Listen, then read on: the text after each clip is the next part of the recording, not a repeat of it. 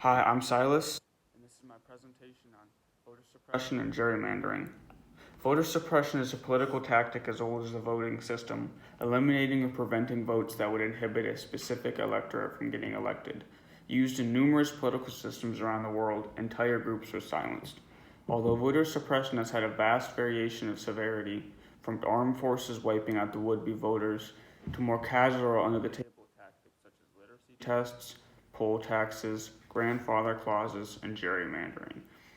These tactics allow those who are putting them in place to gain more votes from the malapportioned pool, giving them an advantage in the election. This then creates a cycle of corruption where those in power suppress the vote of those who oppose them, since they have the votes to change and warp the rules and the system. They can continue to hold on to office and continue to suppress.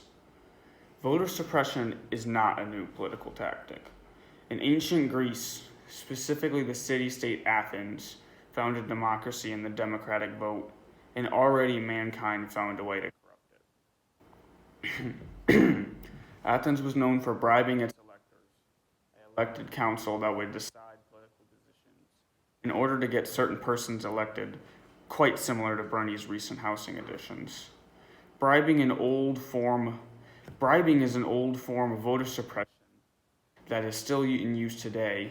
Bribing or giving a candidate or elector an object or sum of money in order for them to vote differently. Although in today's society, specifically the US government, this is not including any other governments as we are talking about US government only. It forms a circle of bribes and payoffs in the US government dubbed the Iron Triangle. This triangle consists of three parts: special interest groups, the bureaucracy, and Congress. SIGs, short for special interest groups, are businesses or outside groups that are currently affected by an issue or situation and are paying off Congress and bureaucracy in order to assess the situation in a way that benefits them the most, rather than another group. Congress and bureaucracy then take this money and divide it amongst payments to senators and congressmen and to bureaucratic budgets. This is kind of a voting suppression that allows small groups to have large influence, silencing many's right to vote. This built-in political system just goes to show how old voter corruption is. So right now I'm going to bring up a slide presentation.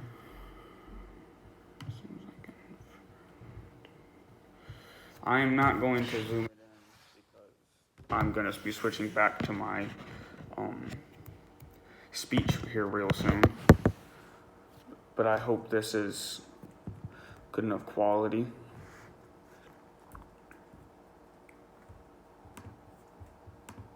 So as we see here, we have an iron triangle.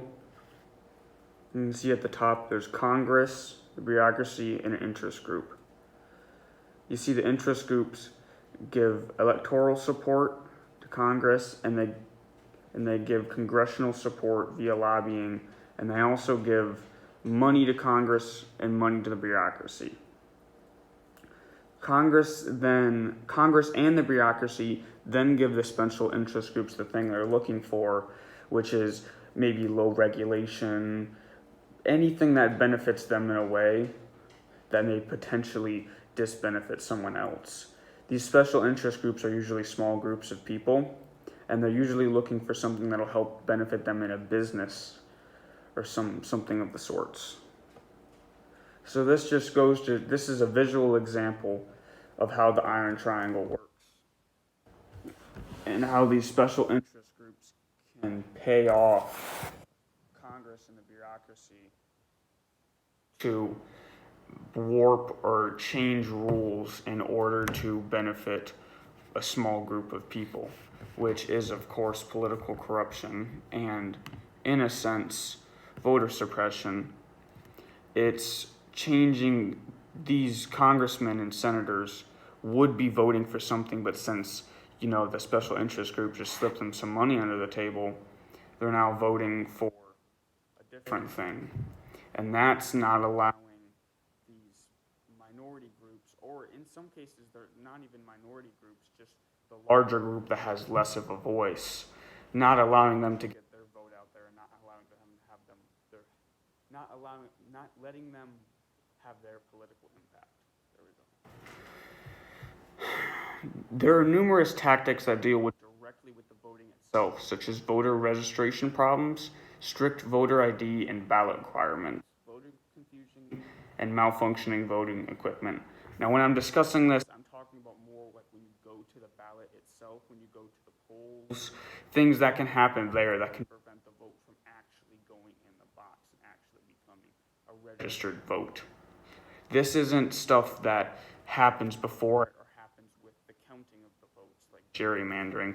This is something that happens directly at the polls, directly with the vote going into the box. Voter registration problems can be a problem when registering to vote, as I realize that's obvious. Certain groups can be targeted for requirements to remove them. Now, this is usually done for poor people, people of lower education, or people who just, in a sense, don't have as much knowledge and could be tripped up on these requirements easier. So they'll give these odd requirements that someone in maybe a higher status would have, but someone of a lower status wouldn't. So what that does is it suppresses the vote of these lower status people because it doesn't allow them to get their vote in. And here, approximately 1 out of 7 potential voters is not registered to vote. So that may sound like, even though that may not even sound small, that may sound somewhat insignificant. When you consider 1 out of 7 out of the entire potential of the U.S., that's tens of millions of people. And these are all people that have opinions not getting the chance to speak them. Okay. I want to go over here. I want to say something else on voter registration.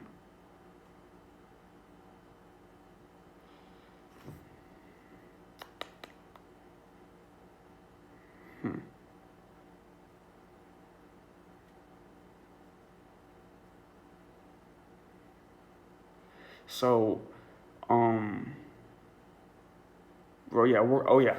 So on this voter registration thing, there's a thing called. I'm sorry that took me so long. I just was trying to think for a second. There is one thing with voter registration. There's a thing called voter ID. Some states require voting IDs, and you have to have these IDs to be allowed to vote, to put your vote in. Some examples of just issues with this or corrupt things that they have done to suppress the votes. In Georgia, 50,000 voter registrants, 70% of whom were black, which shows a minority population, maybe a reason to suppress the vote, were placed in pending status by the Secretary of State because of minor misspellings or missing hyphens on their registration forms. Now, what they're doing here is they're taking punctuation errors, small, like maybe just like a comma, hyphen, like a period somewhere, and they're taking this and they're using it as a reason to get rid of things. Now, I think this was done because, in general, people who are going to be making more spelling errors, more punctuation mistakes, are those who have lower education levels. And those who have lower education levels, as political trends show, tend to vote differently from those who have higher education. That's one of the political trends that causes people to vote differently. And what this could show is that the people in power want the lower educated people not to vote because their opinion differentiates from them. Most commonly differentiates from them. Another example is, let me find it here. On October 9th, 2018, the Supreme Court upheld, now that means they upheld this law. They didn't condemn it, they didn't outlaw it. Requiring voters to have an ID with a current street address. Now, there was a Native American tribal land nearby, and 5,000 potential Native American voters weren't allowed to vote because their tribal land doesn't have street addresses. And they petitioned this to the Supreme Court, and it was upheld. So these people aren't allowed to vote. They are potential voters, but because they live on these lands that are tribal to them, holy to them, sacred to them, they're not allowed to vote. And this is just a blatant example of voter suppression.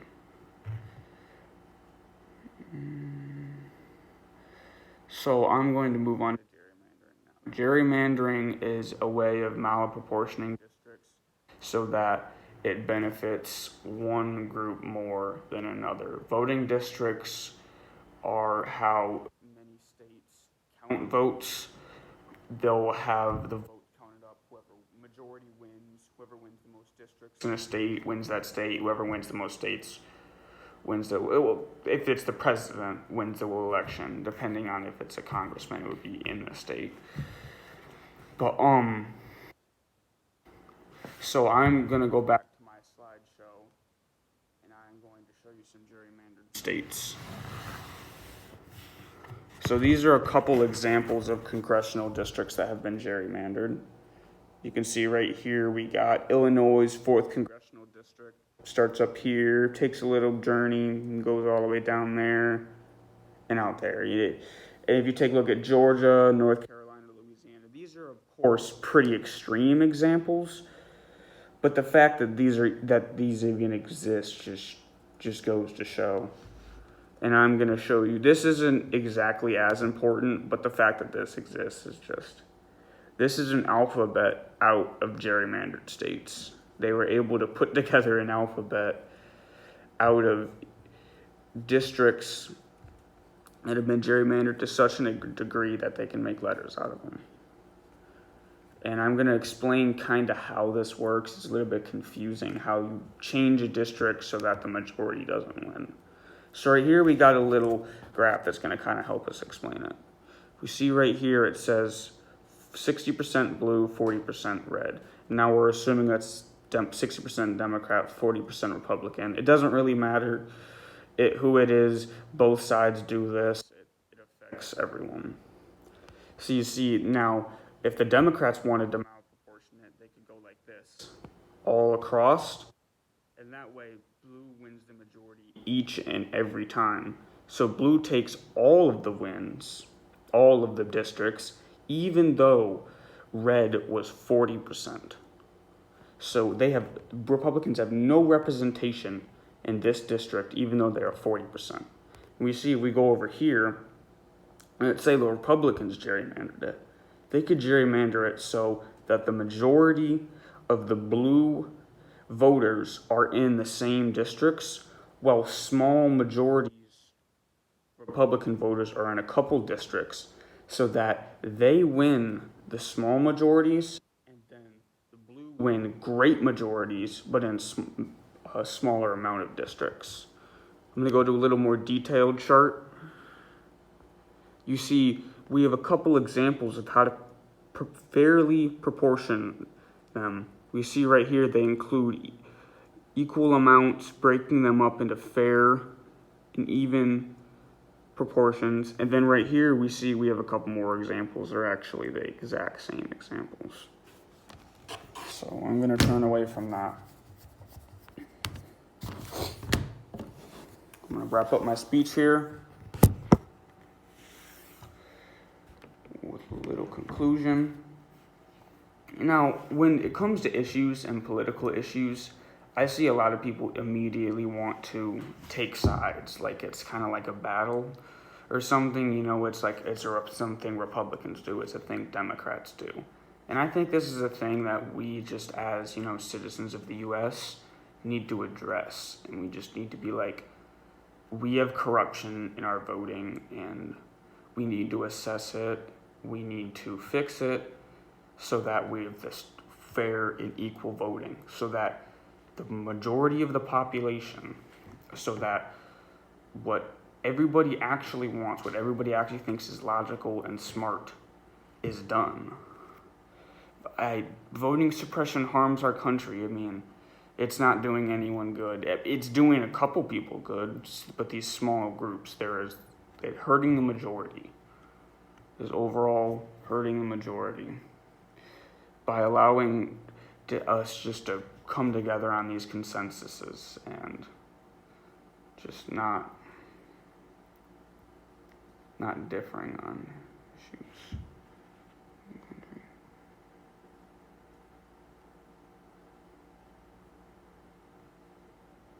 Yeah, basically I wanted this to be a as much as I could, a bias-free speech, because I believe this affects everyone.